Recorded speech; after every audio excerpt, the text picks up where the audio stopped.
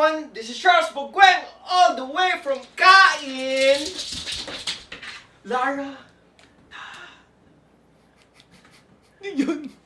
What the fuck? Oh my god! Hey everyone, this is Charles Bogweng, all the way from Kain.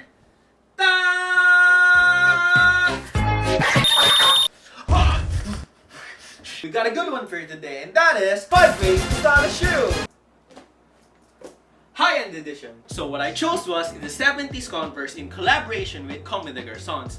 Now I know it's kind of pricey, but not to worry, there's an alternative for this, and that is the Converse 70s. What I love about the 70s line of Converse is it has more structure and cushioning than the other one. The other one costs about 2,000 pesos, while this one 4,000 pesos without the CDG logo. And that 2,000 markup is justifiable because of the cushioning and the structure of the shoe. So what are we waiting for? Let's style the shoe! Before we start the outfit, we must talk about one of the most important things in your outfit, and that is your accessories. Don't forget to wear them, it adds more flair to your outfit. What are you waiting for? Let's start with outfit number 1. The top is graphic shirt from a thrift store. The jeans came from Pull & Bear, so as you can see, it gives off a lighter tone, so I offset it with the black shoes.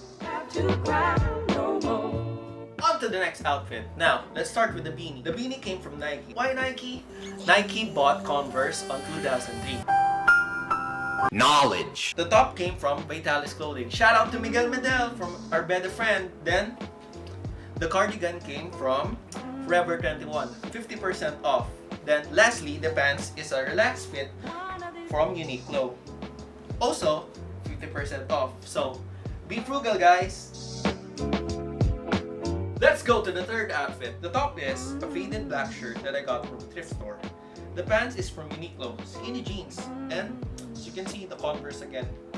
It has different shades of black. And as you can see, the orange jacket. Oh yes! I got that Naruto vibe.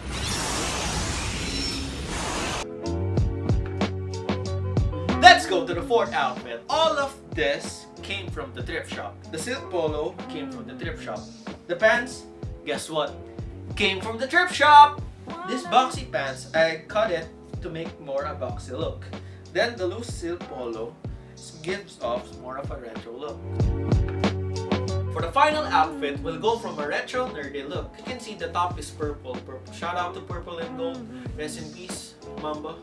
This is for you. The Nike polo top came from a thrift shop, and the windbreaker jacket came from my next door neighbor. Shout out to Gav for giving me this windbreaker jacket. The pants came from Uniqlo. It's a relaxed, easy pants. That is it, guys. I hope you enjoyed the video, and if you learned something, please like and subscribe. Comment down below on what you want to see next. And remember, guys, being in style doesn't require breaking the bank. Peace, yo!